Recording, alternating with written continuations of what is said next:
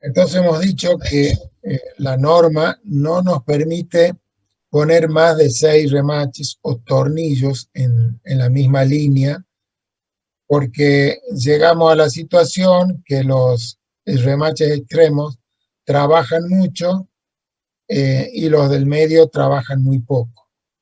Como cuando ya vamos a ver, cuando nosotros hagamos un cálculo, vamos a considerar que la fuerza P, supongamos en este caso la que está indicada ahí, se distribuye uniformemente en los 5 o 6 tornillos.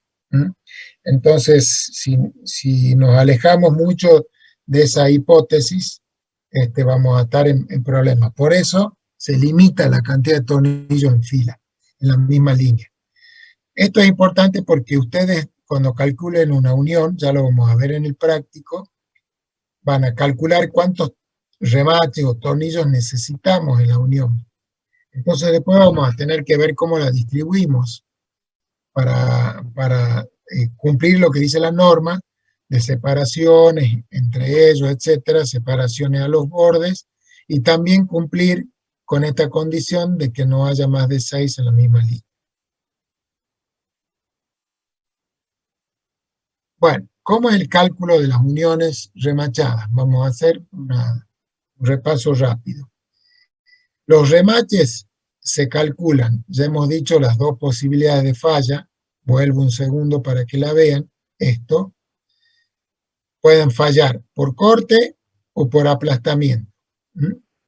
Bien, entonces se calculan al corte y al aplastamiento, sin tener en cuenta la capacidad de transmitir esfuerzo por roce, que es lo que hemos hablado hace rato, despreciando las solicitaciones por flexión. Según la configuración de las uniones, hay dos tipos de uniones. A corte simple, quiere decir que acá hay una sola sección de corte, donde le estoy mostrando, y a corte doble, que cuando unimos 3 chapas, donde acá hay 2 secciones de corte, esta y esta. ¿Mm?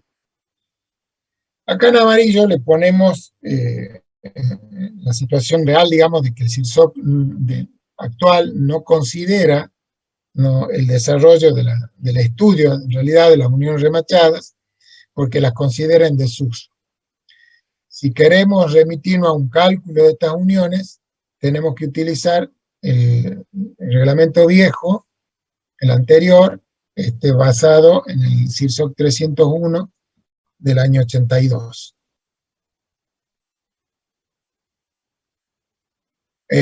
Perdón, voy a volver acá. Ustedes en el apunte tienen desarrollado una metodología de cálculo de las uniones remachadas.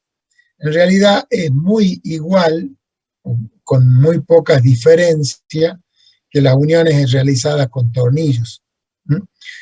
Entonces, por ese motivo, y porque en realidad están prácticamente en desuso, nosotros no la desarrollamos en clase.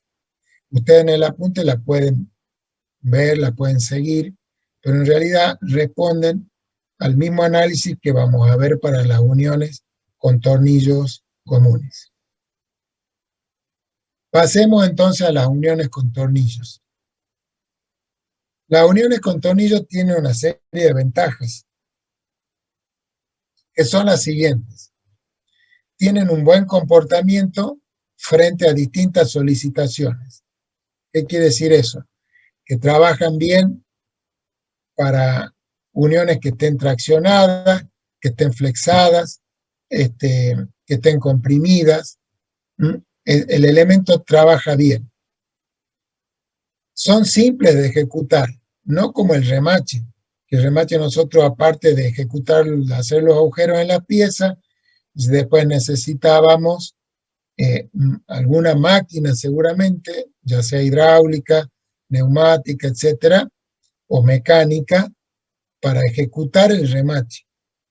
Quizás hasta también lo tengamos que calentar, ¿se acuerdan? Si el diámetro del remache era mayor de 10 milímetros. Entonces es todo un proceso muchísimo más complicado que una unión con tornillos. Por eso a eso nos referimos en el punto 2, de la simplicidad de la ejecución. Porque nosotros acá hacemos los agujeros colocamos el tornillo y se ajusta, ya vamos a ver cuánto, y lista la unión. A diferencia de la soldadura, las uniones con tornillos requieren mano de obra no especializada. O sea, cualquier operario puede realizar una unión con tornillos. No así una soldadura. El operario debe saber soldar. Requiere herramientas más simples y baratas. Son muy rápidas de ejecutar, mucho más rápidas que las uniones con remache. La siguiente es una ventaja interesante, que tienen la posibilidad de desarmar la unión sin producir roturas. Si yo tengo que desarmar una unión con soldadura, hecha con soldadura, voy a tener probablemente que sacrificar alguna parte de la unión. Si tengo que desarmar a una unión hecha con remaches, también al menos los remaches los voy a inutilizar, los tendré que cortar. En cambio, las uniones con tornillos nosotros podemos recuperar el 100% de los elementos que estamos usando. Tienen buen comportamiento, al igual que los remaches, para cargas dinámicas, que no lo tienen las uniones soldadas. Eso lo vamos a ver más adelante en detalle. Para cargas dinámicas, las soldaduras no son buenas, no funcionan bien. Bien.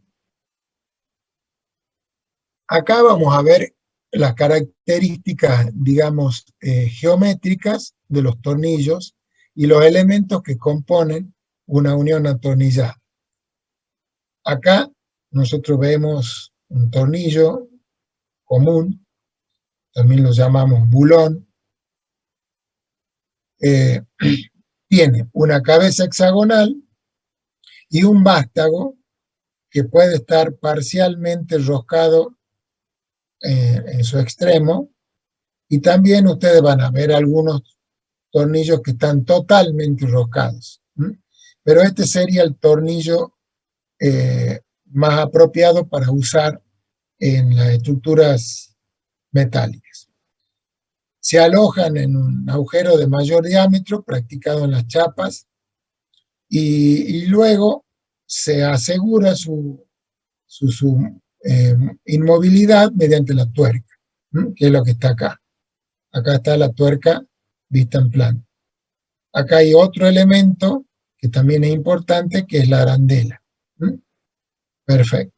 Estos son los elementos que van a componer una unión atornillada. Hay dos tipos de bulones para las uniones hechas con tornillos. Bulones, recuerden que es lo mismo que tornillos. Bulones calibrados, comunes calibrados, y bulones de alta resistencia. Eso un poco está relacionado con el material con que esté elaborado el tornillo. Los bulones comúnmente calibrados, comunes calibrados, se usan para lo que nosotros denominamos uniones tipo aplastamiento. Ya vamos a ver cuáles son esas. Se fabrican con acero al carbono, con un acero, ¿se acuerdan cuando hemos visto los aceros? Que es con el acero común, o sea, la A36 o F24 según la denominación. Para nosotros F24. ¿Qué quería decir F24? ¿Alguien me va a decir?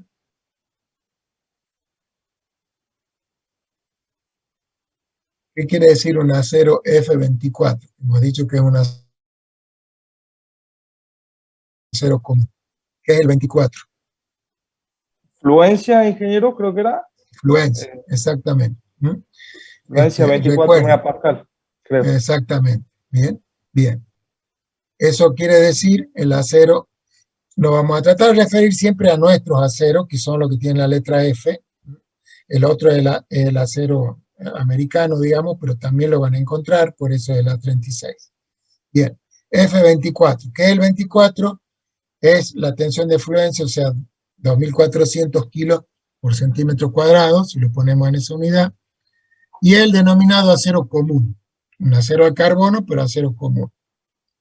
Y después están los bulones de alta resistencia, que son lo que vamos a usar para las uniones de deslizamiento crítico, que vamos a ver la clase que viene.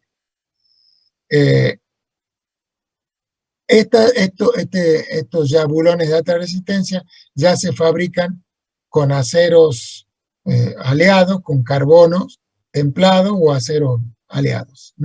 Ya son, ¿se acuerda que lo hemos visto? Ya son aceros más duros, porque tienen más contenido de carbono o porque tienen aleación de algún otro componente.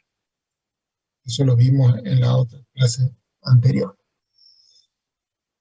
Dentro de los bulones más comunes que nosotros encontramos en nuestro medio, tenemos el bulón 1, este que está acá, y el 2. El 1 es el ACTM 325, que es un acero al carbono, templado y revenido. Tiene esta tensión de fluencia, 650 megapascales, según el diámetro, ¿se acuerdan que variaba con el diámetro? O 570 megapascales para diámetros mayores de 1 pulgada. Y el ISO 8.8, que tiene tensión de rotura de 800 megapascales. Aquí están los diámetros comerciales que conseguimos cada uno de ellos, el ASTM o el ISO 8.8. Estos dos aceros, el 1 y el 2, son dentro de los aceros de alta calidad, son los que más encontramos en nuestro país. Me he remitido a estos primeros, pero el que está acá arriba son los aceros comunes, que según la norma americana es A307 o F24, que es nuestra norma. Tiene una tensión de rotura, de fluencia, perdón, de prácticamente 240 megapascales. O sea, el que está acá arriba es el acero común, el tornillo hecho con aceros comunes, y el que está abajo son los aceros que usamos para los tornillos de alta resistencia. Acá hay otro tipo de tornillos de alta resistencia, que los ponemos porque a ustedes les puede aparecer en algún plano, en algún trabajo, en algún libro, estos tipos de acero, que no son los más frecuentes que nosotros tenemos, pero los ponemos para que ustedes los tengan presente. Son de alta resistencia. Bien, seguimos por supuesto con las uniones con tornillos. Estas uniones con tornillos las vamos a clasificar en uniones tipo aplastamiento y en las uniones de deslizamiento crítico. Bien, ahora vamos a desarrollar en esta clase las uniones tipo aplastamiento. Y para la próxima clase, las uniones de deslizamiento crítico. ¿Qué quiere decir uniones tipo aplastamiento? Son las uniones hechas con tornillos comunes, de acero común. Acá está un poco la definición. Donde el tornillo se ajusta a lo que podemos llamar un ajuste normal. Fíjense, acá hemos preparado esta diapo para que quede un poco más claro ese concepto. Voy a volver a la anterior un segundo. Este tipo de unión, que nosotros denominamos tipo aplastamiento, requiere un determinado ajuste de la tuerca del tornillo o de los tornillos. Y estas uniones, la de deslizamiento crítico, requieren otro tipo de ajuste mucho más grande que el que tienen estas uniones tipo aplastamiento. O sea, hablando más en forma práctica, en las uniones de deslizamiento crítico, nosotros tenemos que ajustar la tuerca, o sea, apretar la tuerca muchísimo más que en las uniones tipo aplastamiento. Y a eso es lo que está referido acá. La situación de ajuste de las uniones con tornillos. Lo que se denomina ajuste sin juego, ¿no es cierto? Nosotros tenemos los elementos a unir en contacto firme. ¿Cómo es ese ajuste sin juego? Se logra aplicando a la tuerca el máximo esfuerzo que nosotros podemos realizar con la llave común correspondiente. O sea, cada tuerca, cada tamaño de tuerca, tendrá su llave de ajuste correspondiente. Entonces, con esa llave nosotros vamos a hacer toda la fuerza que se pueda para lograr ese ajuste que se denomina sin juego. No usamos ningún otro tipo de palanca adicional para ese ajuste. ¿Está claro? Si no, abren el micrófono y me preguntan. O sea, para este tipo de ajuste sin juego es lo que nosotros podemos ajustar con la llave correspondiente a la tuerca, nada más. Entonces, este tipo de ajuste se permite para uniones tipo aplastamiento, que son las solicitadas a corte, donde se permite un mínimo desplazamiento o deslizamiento de una chapa respecto a otra. Y en las uniones tipo aplastamiento solicitada a tracción o tracción y corte, solo cuando están realizadas con bulones A325 o ISO 8.8, que son bulones de alta resistencia. En uniones donde no haya posibilidad que se afloje la tuerca, por ejemplo, las solicitadas por carga vibratoria. Y en uniones que no tengan posibilidad de fatiga producida por cargas cíclicas. Bien. Y después hay el otro tipo de ajuste, es con el bulón totalmente traccionado.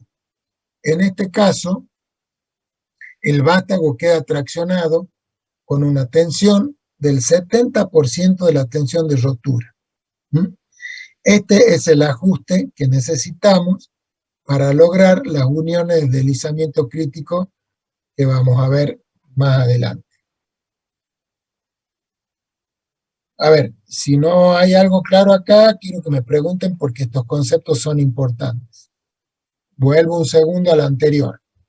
Hay dos tipos de uniones hechas con bulones o con tornillos.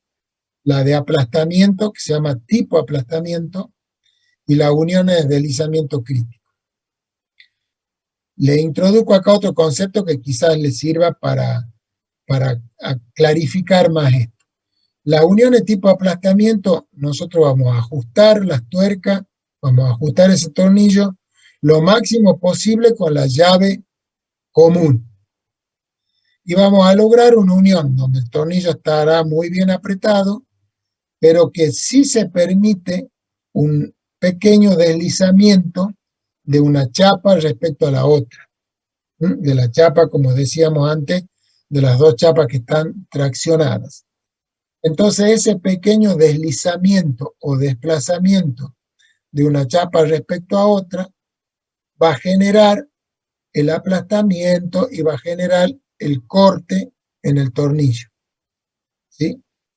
En cambio, en las uniones de deslizamiento crítico, apretamos de tal manera el tornillo que no vamos a dejar que se produzca ese pequeño desplazamiento entre una chapa y otra. Ese es el concepto bien básico entre una unión tipo aplastamiento y una unión de deslizamiento crítico.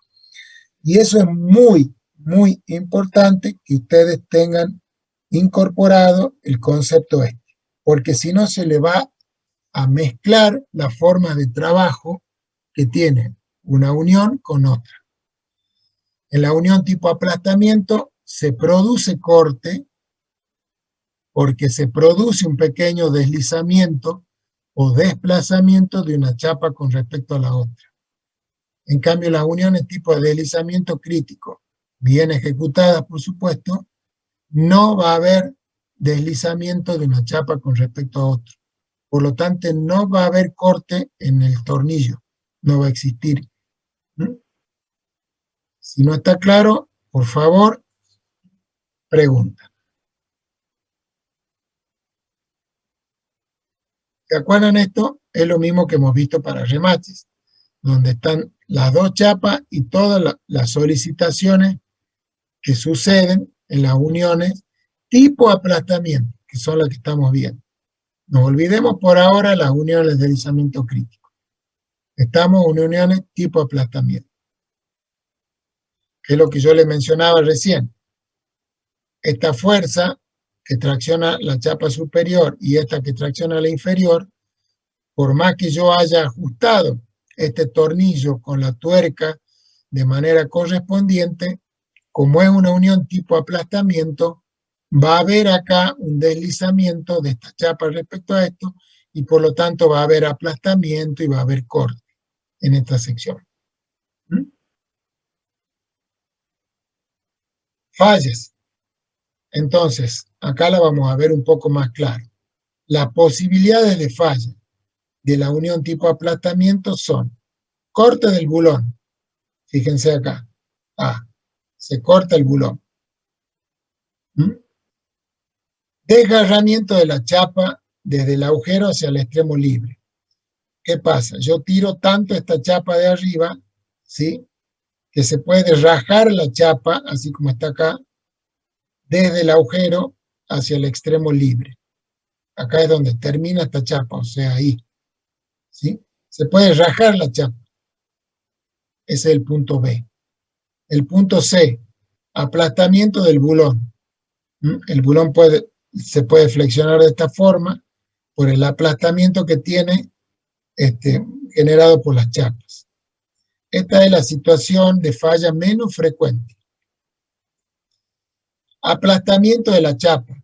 O sea, yo tiro, supongamos la chapa superior, y acá está el tornillo, y entonces comprime todo lo que está atrás de la chapa.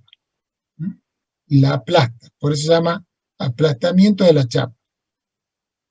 Y por último, la rotura de la chapa en la sección del agujero. O sea, acá. Estas son las 5 posibilidades más comunes de falla. La que nosotros tenemos que verificar, esta generalmente no lo hacemos, la que nosotros tenemos que verificar en una unión tipo aplastamiento. Tengan en cuenta esto y me avisan si tienen alguna duda. Por favor, que la clase sea más dinámica en ese sentido.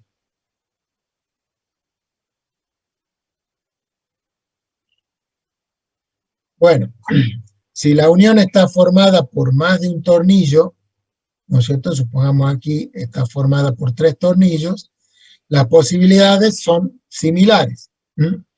Corte en alguno de los bulones, desgarramiento de la chapa, que ya puede ser entre los bulones, por ejemplo, como está ahí.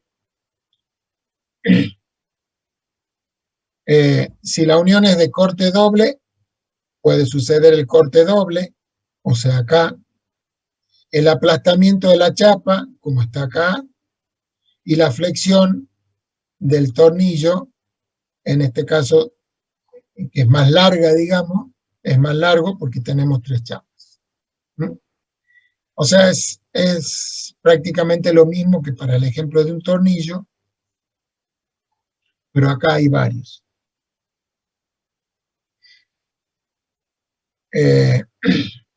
Si la unión tiene que transmitir tracción pura o tracción y corte, ya le explico qué es esto. El bulón puede fallar por tracción o por tracción y corte. Veamos esto. ¿Qué es lo que tenemos acá? Tenemos una columna, mejor dicho, una viga, ¿sí?, que tiene acá una unión con tornillos de otro perfil que acá está colgando algo. Supongamos puede ser una péndola de un puente. Bien, entonces yo tengo una viga y mediante estos 2 tornillos que tienen una solicitación T1, estoy sujetando este otro perfil con todo este aparato acá. Tengo una fuerza T que se va a dividir en 2T1. Bien, entonces esto es la vista longitudinal ya. donde nosotros tenemos los tornillos, donde tenemos el perfil y donde tenemos la chapa que tiene la tensión T. ¿A qué están solicitados estos tornillos? A tracción pura. Están solicitados a tracción pura.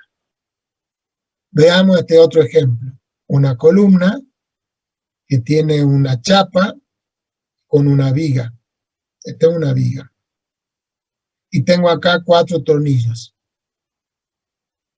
Acá sería la vista lateral. Entonces, como esto tiene un momento, estos tornillos de arriba van a estar traccionados y los de abajo van a estar comprimidos, más allá de la fuerza de corte que tienen producto de P, de la fuerza P. Esa fuerza P, yo la voy a trasladar a la unión, me va a solicitar los tornillos con un valor B vertical, eso lo vamos a ver en detalle en el práctico, y acá es el ejemplo de tener tornillos que están al corte, porque están solicitados con B, ¿sí? Y a la tracción, porque están solicitados también por T. ¿Está claro? Hablemos Sí, un poco de los... Sí. No, que sí está claro. Ah, bueno, perfecto. Cualquier duda, no tengan reparo en parar la clase, porque para eso estamos. Hablemos un poco de los agujeros. Nuestro reglamento, el reglamento viejo hablaba solo de agujeros que eran redondos, nada más. Nuestro actual reglamento usa otros tipos de agujeros más allá del redondo.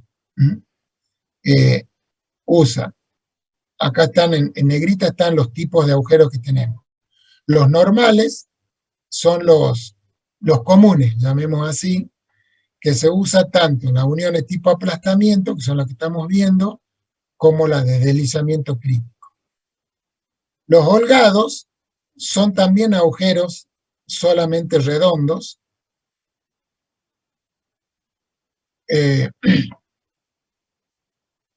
nada más que más grande, un poco más holgado, como lo dice la palabra, un poco más de diámetro del remache del tornillo que estemos por usar. Esos holgados no están permitidos usar en las uniones con de tipo aplastamiento, pero sí en las de deslizamiento crítico. Después están los agujeros ovalados cortos, que son realmente ovalados, ya vamos a ver un dibujito, que pueden utilizarse en las uniones tipo aplastamiento siempre que la longitud mayor del agujero sea perpendicular a la dirección de la fuerza. Y sí se pueden usar en las uniones antideslizantes. Y los ovalados largos, solo una de las chapas pueden tener este tipo de agujeros. Y las condiciones de uso son las mismas que para los ovalados cortos. En cualquiera de los ovalados debe usarse una arandela plana en la chapa extrema. Y si la unión es de deslizamiento crítico, esta arandela debe tener un espesor mayor a 8 milímetros. Bueno. ¿Ingeniero? ¿Por qué? Sí. ¿Antideslizante es lo mismo que de deslizamiento crítico? Deslizamiento crítico, sí. Perfecto. Gracias. ¿Por qué nosotros tenemos que, se estarán preguntando ustedes esto de los agujeros ovalados, o ovalados cortos, ovalados largos? Cuando nosotros en la obra tenemos que empezar a empalmar las partes de la estructura que hemos hecho en taller, muchas veces necesitamos tener un margen de error. Si voy a empalmar, supongamos, una viga con una columna o una viga con otra viga, porque muchas veces no es tan preciso ni milimétrico después en la obra el empalme de esos elementos. Entonces, para eso es importante tener la situación de agujeros ovalados, cortos o largos, para permitir tener un margen de desplazamiento de una de las piezas con respecto a la otra, y así pueda ser más fácil encastrar las piezas y posteriormente ajustarlas. ¿Me entienden? Solo responde a eso, la aparición, llamemos así, de estos agujeros ovalados, tanto largos como cortos, que es a los fines de poder facilitar el empalme de los elementos que conforman la estructura. Acá está una tablita que ustedes la tienen en los apuntes, que está en la norma, la tabla J33, donde están los diámetros, o sea, el diámetro redondo, el holgado, que es, fíjense, un poco más grande, ¿sí? Este es el diámetro del bulón. Entonces, por ejemplo, yo tengo un bulón que yo he calculado que es un bulón de 10 milímetros. En agujero normal es de 12 milímetros el agujero, y en el holgado es de 13.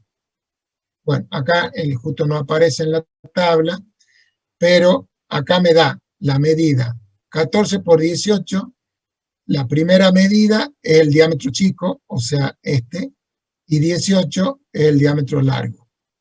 Y acá pasa lo mismo. 14 por 30, o sea, acá será 14 así y 30 milímetros así. Bueno, esta tablita ustedes la tienen y acá está diámetros en milímetros y diámetros en pulgadas. Bueno, la clase queda muy poquito, la vamos a dejar, voy a hablar sobre esto y la vamos a dejar a la clase acá para que no se haga pesada y vemos en la próxima clase cómo se calculan estas uniones, son bastante simples de calcular y después pasaremos a las otras, a las uniones de deslizamiento crítico. Antes de eso, vamos a ver acá un concepto que va a valer para todo el cálculo que hagamos de las uniones. Ya sabemos nosotros que la resistencia de diseño del bulón a la tracción o al corte tiene que ser mayor que la fuerza aplicada. Eso es lo que nos va a garantizar que la unión va a trabajar como corresponde, que no nos va a fallar. O sea que el diseño general de la unión, en este caso estamos hablando del bulón, tiene que ser mayor que la fuerza aplicada. Por lo tanto, debemos calcular las uniones para los casos: resistencia a la tracción del bulón, resistencia al corte del bulón, resistencia a la combinación de tracción y corte, como el ejemplo que vimos, aplastamiento de la chapa y desgarramiento de la chapa. Estos 5 tipos de formas de calcular la unión, ¿sí?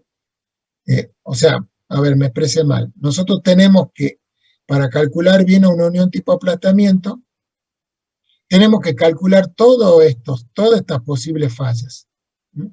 ¿Y cuál será la resistencia de diseño de esa unión? La menor de todas estas. O sea, a ver, quizás tengamos una unión que no tenga tracción, que tenga solo corte. Entonces calcularemos la resistencia al corte del bulón, la resistencia al aplastamiento de la chapa y la resistencia al desgarramiento de la chapa, que quizás son los casos más comunes. ¿Cuál va a ser la resistencia de la unión? La menor de esas, entre la B, la D y la E. ¿Estamos? Ingeniero. Bueno, sí. ¿Se podría proponer otra combinación aparte de tracción y corte? Sí, no conveniente. Sí, pueden existir, pero a ver, estas son las más comunes. Nosotros podemos tener también un tornillo que esté comprimido, pero en ese caso generalmente no se lo evalúa, digamos, ¿no es cierto? Porque tiene mucho más resistencia a la compresión que a la tracción. Entonces, las más críticas son que esté traccionado el bulón, como los ejemplos que veíamos de esa péndola, por ejemplo, colgada, que tenga corte, que esto es muy común que lo tenga en las uniones, que tengan las dos solicitaciones, como es el caso C, y esto casi siempre existe, el aplastamiento y el desgarramiento. Entonces, de toda esa, fíjense en la diapo que sigue, si ustedes pueden tener tiempo y pegar una ojeada, es muy sencillo el cálculo, lo vamos a ver allá en la próxima clase, de cada una de estas fallas, de cada una de estas fallas. y la resistencia que va a tener esa unión es la menor de todas estas. Bueno, ¿quieren preguntar algo? Yo no los quiero cargar más porque este es un tema que hay que estar bien con las luces, digamos. Entonces lo dejamos para continuarlo el próximo lunes, que ya en ese caso empezamos a las 4. ¿Quieren preguntar algo? A mí me quedó una duda cuando Sí. estaba hablando de los tipos de agujeros. El holgado que no se podía usar en las uniones por aplastamiento, eso se debe a que siempre queda como dijo, ese movimiento pequeño permitido. Tal cual, tal cual. Entonces, ¿qué es lo que va a pasar ahí? Que ese movimiento o ese desplazamiento, si queremos, va a ser mayor porque tenés un agujero de mayor diámetro. ¿Mm? Claro. A ver, si nos mentalicemos que en las uniones tipo aplastamiento siempre va a existir ese desplazamiento de una chapa con la otra. ¿Hasta dónde se va a desplazar? Hasta que una chapa haga tope con la otra mediante el bulón, mediante el tornillo, ¿sí? Entonces, si el agujero es muy grande, el desplazamiento va a ser más grande. ¿Está claro? Por eso la norma no deja que en hacer esas uniones tipo aplastamiento con agujeros holgados. O no deja, fíjense, yo he vuelto a la diapo ahí, hacerla con ovalados cortos en la dirección más larga del oval, digamos, porque estaríamos en la misma situación, tanto en los ovalados cortos como en los ovalados largos. En cambio, fíjense ustedes que para las uniones de deslizamiento crítico, que son las que no se van a mover, no me importa a mí el agujero, porque no se va a desplazar. Si está bien hecha, no se van a desplazar una chapa respecto de otra. Y puedo usar cualquier tipo de